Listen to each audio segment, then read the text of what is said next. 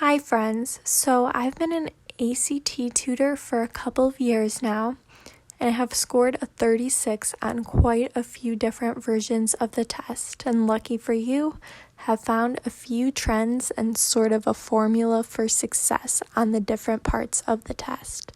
Today, we will place a focus on the English section, but if this video does well and brings in lots of likes and subscriptions, I will go on to make a part 2 or move on to the math section. So leave a comment below on which you'd prefer.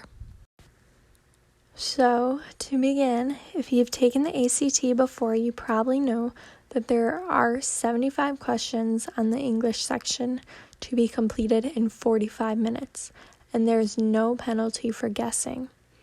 Taking this timing into consideration, this means that you want to stick to a pace of about 9 minutes per passage.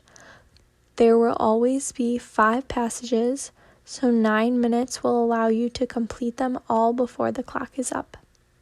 Now that you're familiar with the pace you should be striving for, let's take a closer look at the content that you will most definitely see on every single English ACT.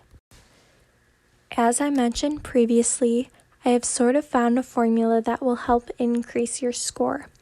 This is for the reason that since the ACT is a standardized test, there is a lot of consistency between material across the different versions of the test. This is in order to ensure reliability and validity between the various different forms. With this in mind, the ACT sticks to testing only a few rules of grammar in the English section for consistency, so you either know these rules or don't. This simple fact is the reason that the English section is going to be the easiest section to improve on. So, what are these fundamental English concepts that show up on each and every single ACT and are essential to understand in order to do well? Let's find out. The first order of business will be commas. Comma questions are going to appear more than any other type of grammar-related concept. Before you can learn how the ACT wants you to use commas, though, you must first be able to identify clauses before you can learn how to connect them with commas. So, there are 2 types of clauses you will need to know for test day: independent clauses and dependent clauses. In terms of what the ACT wants you to know, an independent clause is a phrase that can stand alone as a sentence that includes a subject and a verb.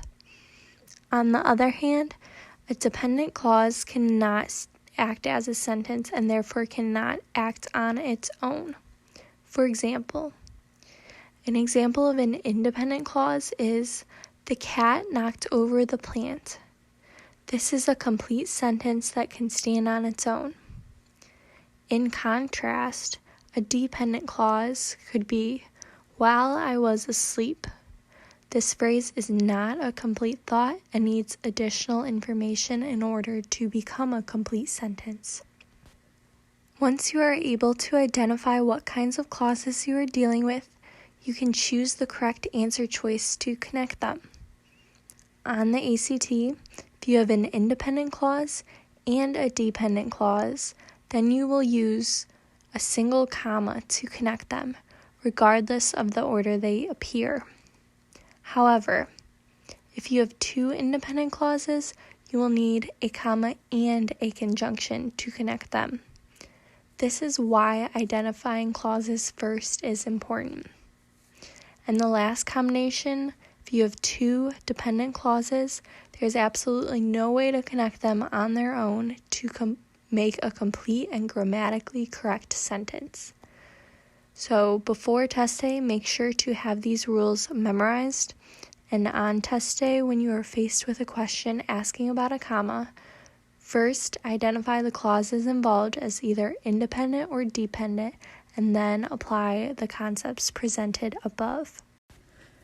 Additional ways to correctly connect independent clauses are to obviously put periods in between them to separate the main ideas, but you can also connect them with a semicolon. For the purposes of the ACT, you can consider semicolons as the same as periods. So, if you encounter a question that involves two independent clauses, and the answer choices to connect them include a comma and a conjunction, a period, a semicolon, or something else, choose the last option because grammatically the first three answer choices can be considered to function the same. You can see how all three of these concepts work in the example above. With the two independent clauses, Jake reads books and Jake reads the newspaper. Another trend that I have seen after taking countless number of versions of the test is that the ACT places a lot of unnecessary commas all over the place to try to trip people up. So, if you forget everything you've learned from this video when test day comes, if 3 out of the 4 answer choices have a comma, pick the one without. I've learned that the vast majority of the time, this simple trick will lead you to success, especially if you are having difficulty identifying clauses or eliminating answer choices. The last order of business when it comes to commas is what to do when there is more than one comma in a sentence. If this is the case, first ask yourself if they are both necessary, like we just talked about. If you are unsure, try removing the information that is found in between the two commas and see if you are still left with a complete sentence. If you are, those two commas are considered to be grammatically correct and necessary. This is easier to understand though through example, so let's take a closer look at what I mean. If we look at the sentence, my favorite color is black. However, I also like blue, and remove the phrase that is in between the two commas, the phrase however, and read it again, you will see that we are left with two independent clauses. My favorite color is black, and the clause I also like blue. Which we know from what we've already learned, we can't combine two independent clauses to form a complete sentence. This example would be the incorrect usage of two commas. Now, let's look at an example where two commas are used correctly. My mom, comma, a fantastic cook, comma, also loves to bake. If we remove the information in between the two commas, the a fantastic cook part, you are left with, my mom also loves to bake, or a complete sentence. This grammatically correct sentence would be your correct answer choice on test day. Just to clarify, the identifying clauses method mentioned earlier works best when dealing with 1 or 3 or more commas in a sentence. The method we just talked about, though, works best when presented with 2 commas.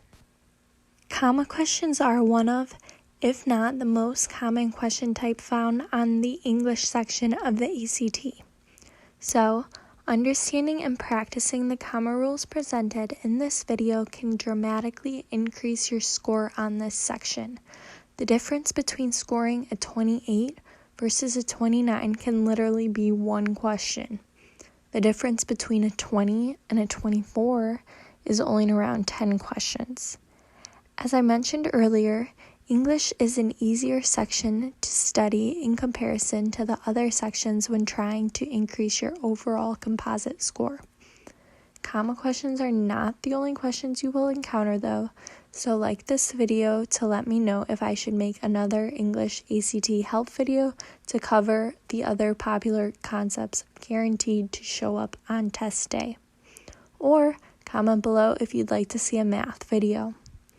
I am also open to questions about anything talked about in this video or about the ACT in general, as I have been studying the test for quite some time now, so just let me know in the comments below.